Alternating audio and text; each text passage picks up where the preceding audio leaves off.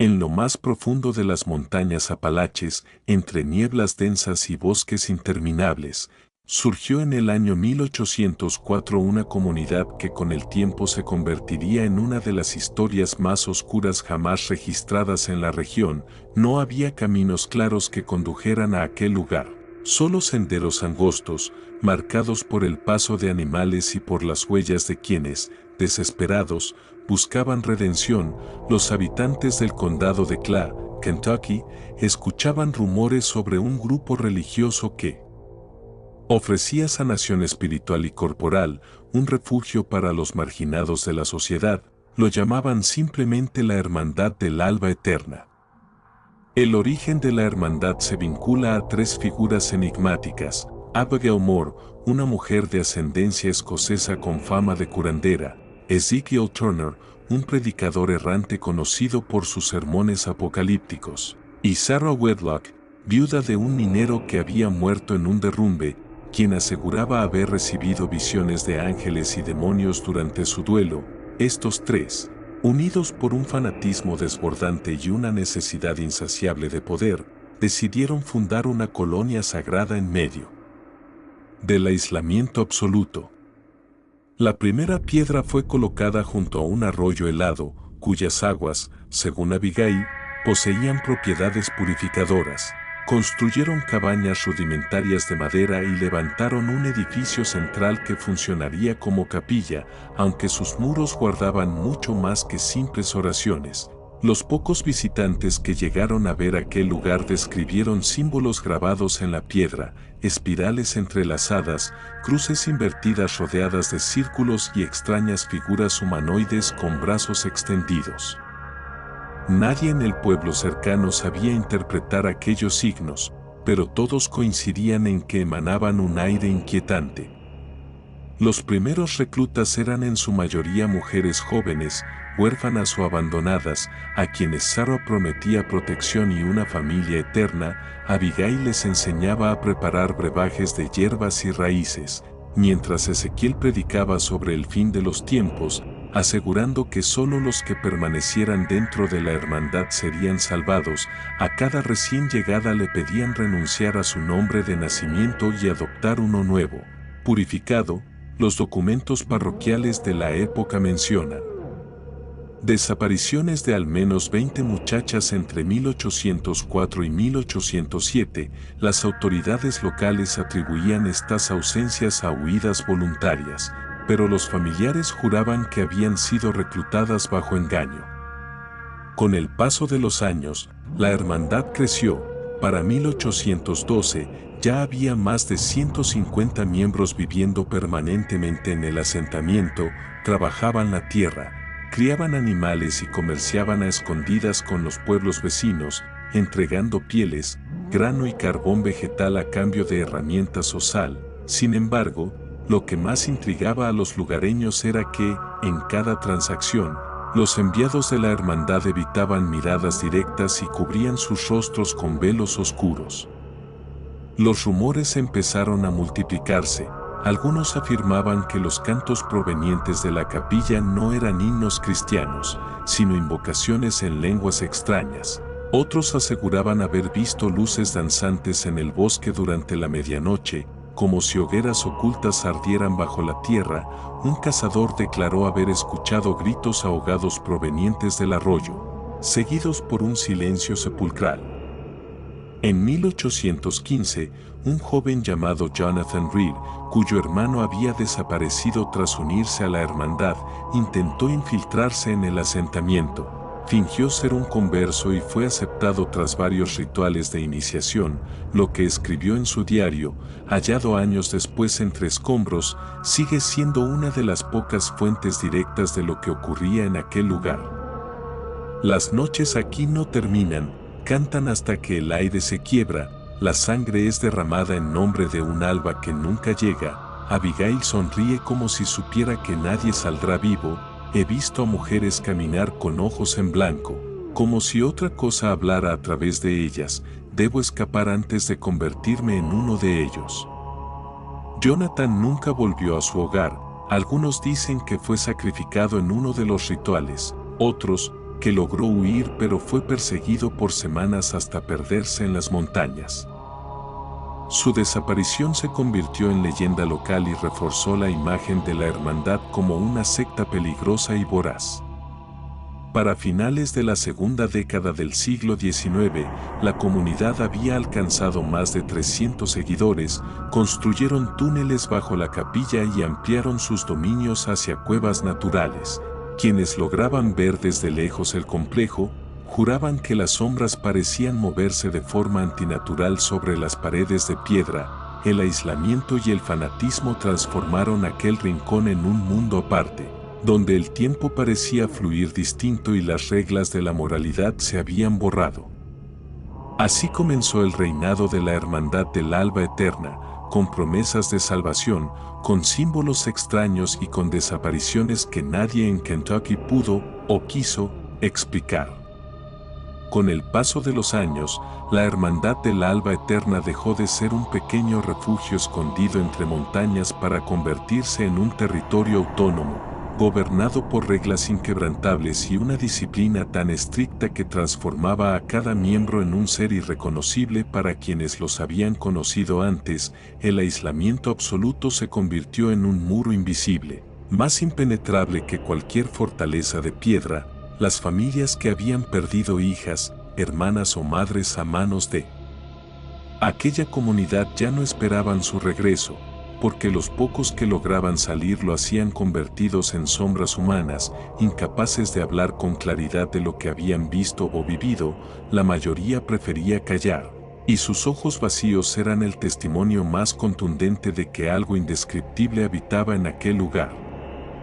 El culto se organizaba en torno a una doctrina que mezclaba fragmentos de la Biblia con símbolos paganos y referencias a antiguas creencias traídas por inmigrantes europeos. Abigail Moore se erigió como suma sacerdotisa. Aunque nunca utilizó ese título de forma explícita, su presencia era suficiente para que nadie dudara de su poder. La mujer dominaba las hierbas, los venenos y los elixires, y cada ceremonia comenzaba con ella distribuyendo brebajes que decían purificar el alma y fortalecer la carne para soportar la llegada del nuevo sol.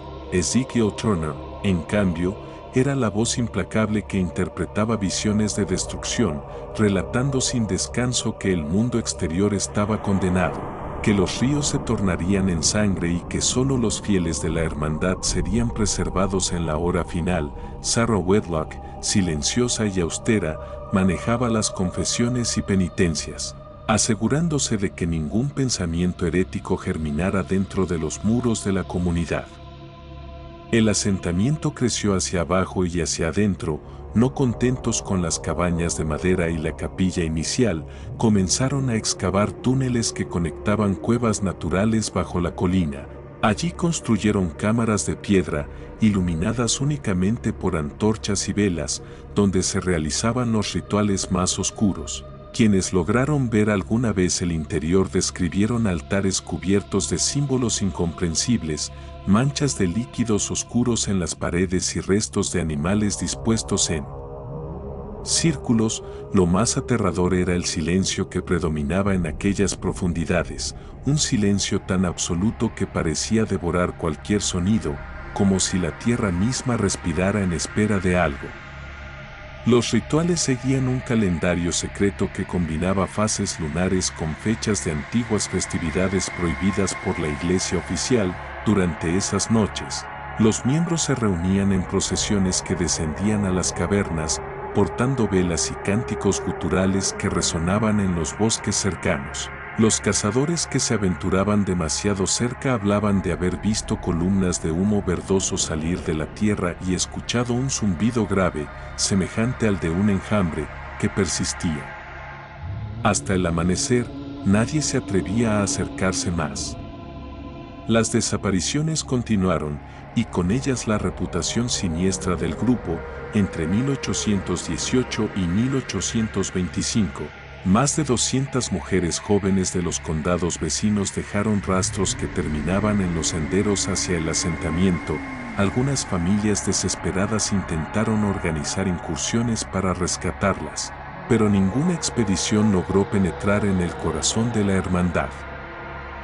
El terreno montañoso, la vigilancia constante y los rumores de trampas ocultas en el bosque convirtieron cualquier intento en un fracaso.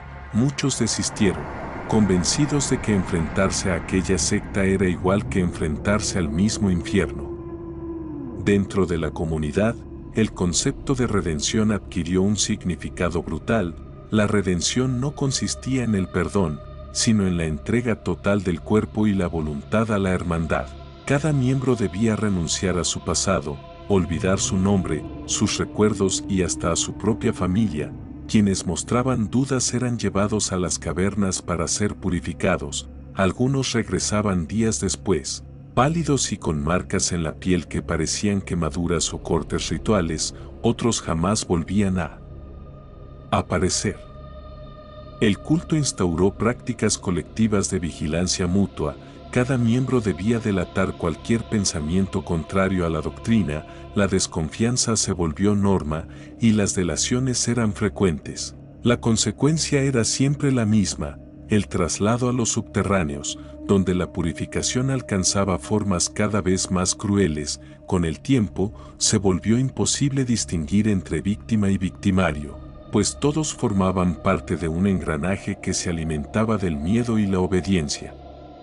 Los registros históricos muestran que en 1829 la comunidad alcanzó más de 400 integrantes. Era, para los estándares de la época, un asentamiento enorme e inexplicable en su capacidad de subsistencia. Nadie comprendía cómo lograban producir suficiente alimento en una tierra tan inhóspita. Algunos viajeros aseguraban que gran parte de la manutención no provenía de cultivos visibles, sino de algo más oscuro. Se hablaba de comercio de restos humanos, de trueques clandestinos con médicos rurales que buscaban cuerpos para experimentos y de prácticas de canibalismo encubiertas como rituales de sacrificio. Aunque ninguna de estas acusaciones fue probada, el simple rumor bastaba para que el miedo se extendiera como plaga en todo Kentucky. El paisaje mismo parecía deformarse alrededor de la hermandad: árboles retorcidos, animales encontrados muertos sin explicación y un aire pesado que dificultaba la respiración marcaban los límites de aquel territorio. Quienes vivían cerca afirmaban que las estaciones allí no seguían el mismo ritmo que en el resto del condado. Los inviernos eran más crudos, los veranos más sofocantes, y las tormentas parecían descargar toda su furia únicamente sobre los techos de la comunidad. Algunos lo atribuían a castigos divinos, otros a la influencia de fuerzas que ningún hombre debía invocar. La Hermandad del Alba Eterna había dejado de ser un refugio religioso. Para 1830 era ya un reino de sombras, con su propia ley, su propio calendario y su propia visión de lo sagrado. Nadie entraba sin quedar marcado, y nadie salía sin llevar consigo el peso de lo inexplicable. Lo que había comenzado como un experimento de redención se había convertido en una maquinaria de control absoluto, un culto donde el sacrificio humano no era rumor, sino práctica cotidiana, y donde las montañas de Kentucky ocultaban bajo sus raíces el eco de cantos que jamás debieron ser pronunciados. A comienzos de la década de 1830, la Hermandad del Alba Eterna alcanzó su apogeo. Lo que había iniciado como una congregación oculta se transformó en un territorio donde la autoridad civil y religiosa del mundo exterior no tenía ninguna influencia. Los caminos que llevaban al asentamiento fueron borrados deliberadamente, reemplazados por senderos laberínticos que solo los iniciados podían reconocer. A medida que el culto se expandía, el bosque circundante parecía absorber la presencia de la comunidad, deformando su propio ambiente hasta volverlo hostil para cualquiera que osara acercarse. Los bosques de Kentucky, ya de por sí espesos y sombríos, se convirtieron en un laberinto vivo. Los árboles crecían torcidos hacia el mismo punto, formando corredores naturales que conducían siempre hacia las colinas del culto. Sin importar por dónde se ingresara, cazadores y exploradores afirmaban que las brújulas enloquecían, girando sin sentido, y que los pasos parecían repetirse como si hubieran sido atrapados en un círculo sin fin. Algunos, convencidos de que habían caminado durante horas en línea recta, terminaban de regreso frente a los muros invisibles de la hermandad. Dentro de la comunidad, la expansión no solo era espiritual, sino arquitectónica. Las cavernas subterráneas crecieron en complejidad, excavadas con precisión imposible para la época. Los túneles descendían cada vez más profundo, algunos hasta donde el aire se volvía tan denso y fétido que la respiración resultaba insoportable. Allí, en las cámaras más ocultas, se erigieron altares de piedra negra traída de minas abandonadas. Se rumoraba que aquella piedra no pertenecía a la región y que había sido transportada por generaciones de fieles desde lugares remotos, quizá con la creencia de que encerraba poderes ancestrales. La disciplina se endureció a un nivel casi militar. El día comenzaba con cantos monótonos que duraban horas, seguidos de trabajo físico extremo. Cada integrante debía entregar su fuerza en la construcción de nuevas estructuras o en los rituales que exigían resistencia física y emocional. Quienes no soportaban el peso del régimen eran considerados indignos y enviados al subsuelo. La hermandad decía que las cavernas tenían la capacidad de transformar al débil en fuerte, pero en realidad funcionaban como una sentencia de desaparición. Las ceremonias nocturnas se intensificaron, los sacrificios de animales dieron paso a prácticas más oscuras, donde la frontera entre mito y realidad se desdibujaba. Testimonios dispersos mencionan figuras humanas encapuchadas ofreciendo cuerpos sobre altares, con cánticos que parecían imitar lenguas muertas. El humo de hierbas desconocidas llenaba el aire, produciendo estados de trance colectivo. En ese trance, los fieles aseguraban ver luces que emergían de las paredes, figuras espectrales que caminaban entre ellos y voces que no pertenecían a ningún ser vivo. La expansión del culto no fue solo interna. Desde 1832, comenzaron a surgir pequeños grupos en condados cercanos que imitaban las prácticas de la hermandad. Estos satélites atraían a más adeptos, mujeres jóvenes en su mayoría, pero también hombres que encontraban en la doctrina una promesa de poder. Algunos de estos grupos desaparecieron con rapidez, víctimas del rechazo social o de su propia incapacidad de replicar la severidad del núcleo. Otros prosperaron y terminaron absorbiéndose en la hermandad principal, alimentando su influencia y su misterio. Los rumores alcanzaron incluso a las autoridades estatales, que en más de una ocasión enviaron patrullas para investigar. Sin embargo, ninguna de esas expediciones logró resultados. Los soldados regresaban confundidos, exhaustos y con la sensación de haber caminado en círculos. Algunos se enfermaban poco después de volver, con fiebres intensas que los consumían en cuestión de semanas. Otros perdían la razón, obsesionados con el recuerdo de cantos lejanos y figuras entre los árboles. Ante esa situación, el gobierno local optó por el silencio. Oficialmente, nada existía en aquellas colinas y cualquier mención de la hermandad era relegada a rumores campesinos. Pero el impacto de la expansión era innegable. Los pueblos vecinos comenzaron a despoblarse, pues nadie quería vivir cerca de un territorio marcado por la desaparición constante. Los granjeros abandonaban sus tierras, y los comerciantes evitaban las rutas cercanas. En los registros de la época, se observa un descenso abrupto de la población en varios condados colindantes, como si un vacío hubiera devorado lentamente a toda la región. Mientras tanto, en el interior de la hermandad, el culto adoptó una nueva doctrina, la preparación para la aurora final. Los líderes afirmaban que el mundo exterior estaba en proceso de pudrirse y que solo quienes permanecieran en la comunidad sobrevivirían a la purga venidera. Esta idea se reforzó con prácticas que aislaban aún más a los fieles. Se prohibió cualquier contacto con personas externas, incluso con familiares. La hermandad se autoproclamó como la única vía hacia la eternidad, y esa eternidad no estaba reservada al espíritu, sino también al cuerpo, transformado a través de rituales que pretendían romper la fragilidad humana. Para 1835, las cifras eran escalofriantes. Cientos de personas habían desaparecido oficialmente en los alrededores y los registros de nacimiento dentro de la comunidad indicaban que las mujeres permanecían allí contra toda lógica natural, obligadas a ofrecer su descendencia a un sistema que nunca permitía vínculos afectivos fuera de la doctrina. Se hablaba de niños que crecían sin conocer a sus padres biológicos, adoctrinados desde el primer respiro, convertidos en piezas de un engranaje que ya no reconocía límites morales. El entorno físico también se convirtió en parte de la expansión.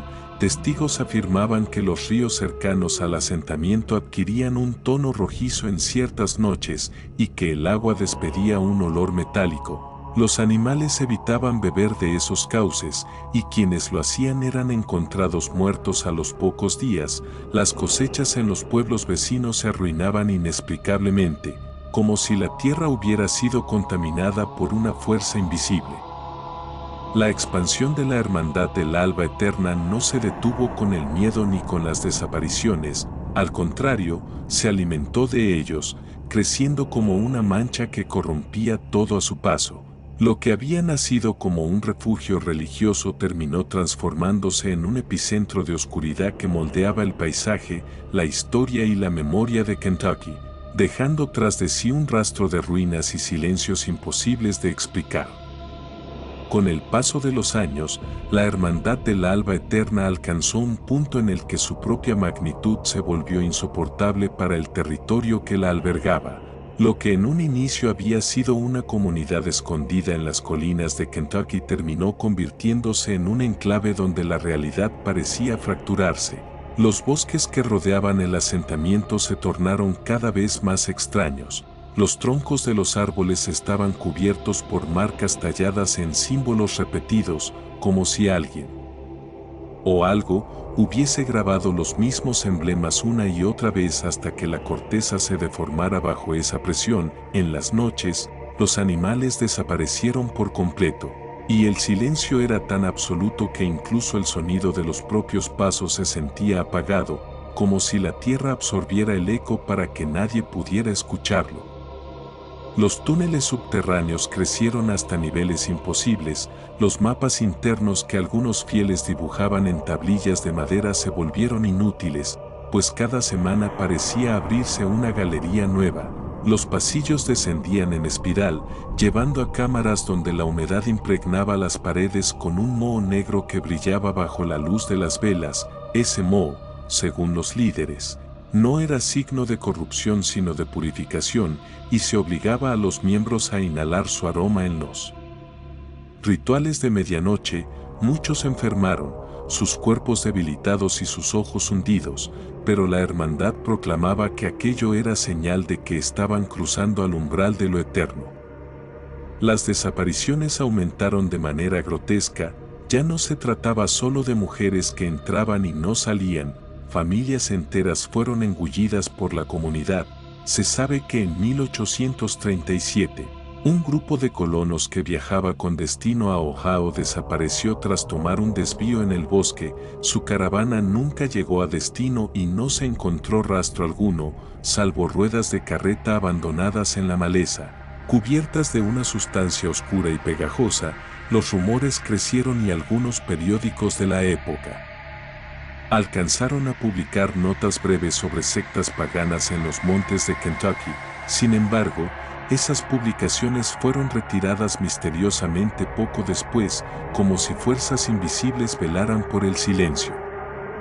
La comunidad interna se transformó en un organismo autónomo, pero no en el sentido humano, sino en el biológico. Cada integrante era un engranaje, sin identidad propia, entregado al servicio del culto. Nadie tenía nombre fuera del que le otorgaba la hermandad. Los niños crecían sin noción de familia, criados por grupos de guardianes que los adoctrinaban con relatos de un amanecer final que borraría el mundo exterior. Se les enseñaba a mirar el bosque no como un conjunto de árboles, sino como un cuerpo vivo que respiraba con ellos, un cuerpo que podía castigarlos o devorarlos si desobedecían. A medida que la doctrina se endurecía, Los rituales adquirieron un carácter irreversible, el sacrificio se institucionalizó como prueba de lealtad, no se trataba solo de animales, ni de símbolos, sino de personas que habían mostrado dudas o debilidades. Los cuerpos eran ofrecidos en lo profundo de las cavernas, donde la hermandad decía que una presencia ancestral habitaba desde tiempos previos a la llegada de los colonos. Los muros retumbaban con cánticos prolongados, y en más de una ocasión se describieron temblores leves que hacían caer fragmentos de piedra desde el techo, como si la propia tierra respondiera al clamor. La presión social en los pueblos vecinos se convirtió en terror. Algunos pastores de iglesias cristianas organizaron grupos para denunciar lo que ocurría, pero ninguno de esos hombres regresó de los bosques. Los relatos posteriores hablaban de procesiones nocturnas, largas filas de encapuchados marchando con antorchas, iluminando el horizonte con un resplandor rojizo. Aquellos que alcanzaron a ver la escena de lejos describieron cómo las antorchas parecían no apagarse nunca, incluso cuando la lluvia azotaba con violencia. El silencio fue el arma más peligrosa de la hermandad. Todo aquel que intentaba hablar demasiado terminaba aislado, desaparecido o destruido por su propia comunidad. Los pueblos cercanos se convirtieron en lugares espectrales, con casas abandonadas y campos sin cultivar. Los viajeros evitaban pasar por esa región, y los mapas comenzaron a omitirla deliberadamente, como si Kentucky tuviera un vacío negro en su geografía.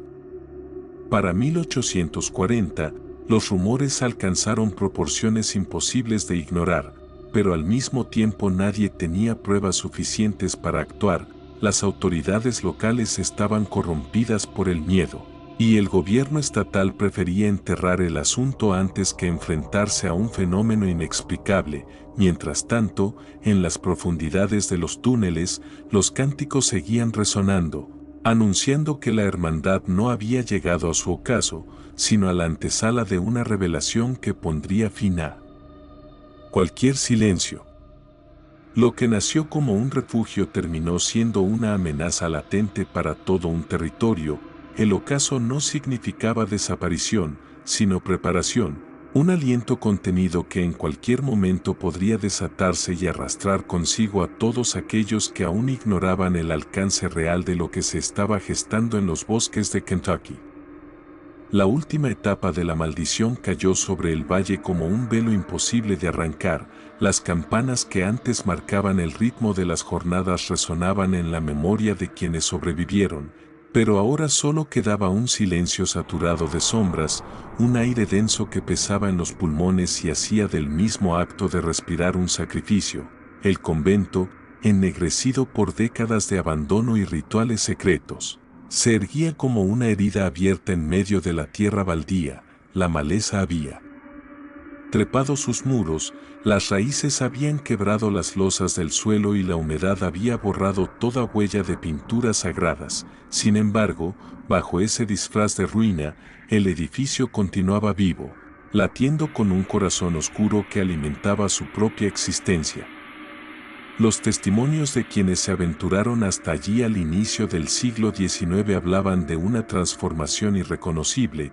Lo que alguna vez fue un refugio para el alma era ahora una trampa para la cordura. Pasillos interminables donde las paredes parecían respirar, escaleras que no llevaban a ninguna parte, habitaciones donde las sombras proyectaban escenas de tortura antigua. Los cuerpos que nunca fueron encontrados regresaban en forma de figuras espectrales, repetían sus últimos instantes.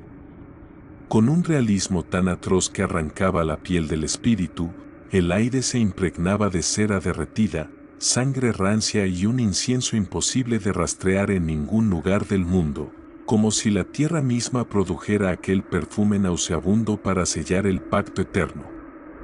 Los nombres de las 6 mujeres que iniciaron la devoción pervertida del lugar se repetían en cantos subterráneos, una letanía que emergía de las catacumbas como si la roca misma tuviera voz. Eran coros sin boca, ecos sin origen.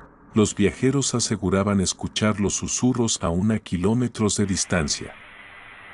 Justo antes de que una niebla espesa los envolviera, Esa niebla era la frontera entre lo humano y lo inhumano. Quien la atravesaba nunca regresaba igual. Los escasos que sobrevivieron relataban que la piel de sus manos se cubría de símbolos al despertar, marcas que ardían bajo la luz de la luna y que jamás podían borrarse. Esas marcas eran el lenguaje de los muertos, la firma de que habían sido elegidos, condenados a escuchar por siempre las plegarias invertidas que retumbaban bajo aquel convento. El fin no llegó con fuego ni con espada, sino con el olvido. La tierra misma tragó el edificio durante una serie de terremotos que devastaron el valle en 1835. Sin embargo, quienes conocían la historia sabían que aquello no era un desastre natural, era la clausura de un ciclo. Las piedras se hundieron como si un gigante invisible hubiera reclamado lo que le pertenecía, y las voces quedaron aprisionadas bajo capas de tierra húmeda y raíces deformes. Desde entonces, la zona quedó maldita. Ningún poblador pudo asentarse allí, y los animales que intentaban cruzar morían de manera inexplicable. Aún hoy, los exploradores aseguran que, si uno se queda en silencio absoluto en la medianoche, puede escuchar el retumbar de campanas bajo el suelo, campanas que no deberían existir ya, campanas que marcan la continuidad de un culto que nunca murió. No hubo redención, ni verdad revelada, ni consuelo para las familias de las desaparecidas.